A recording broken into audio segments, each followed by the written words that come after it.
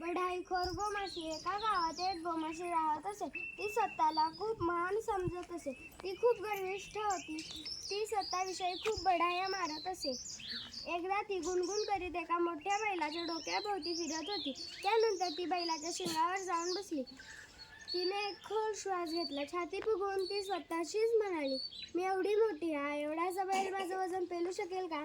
ती बैलाला म्हणाली, अरे बैला, माफ कर, मी तुला त्रास देते, परंतु तुला माझं वजन पेलवेल ना? तुला जर माझं वजन पेलवत नसेल तर तसं सांग, म्हणजे मी लगेच इथून उडून जाईल.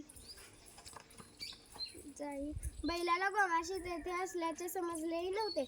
बैल रागाने गोमाशीला म्हणाला, अगं मूर्खे, तू माझ्या शिंगावर बसलीस काय किंवा बसली नाहीस काय, मला काहीही फरक पडत नाही. तू माझ्यासमोर अत्यंत क्षुद्र आहेस.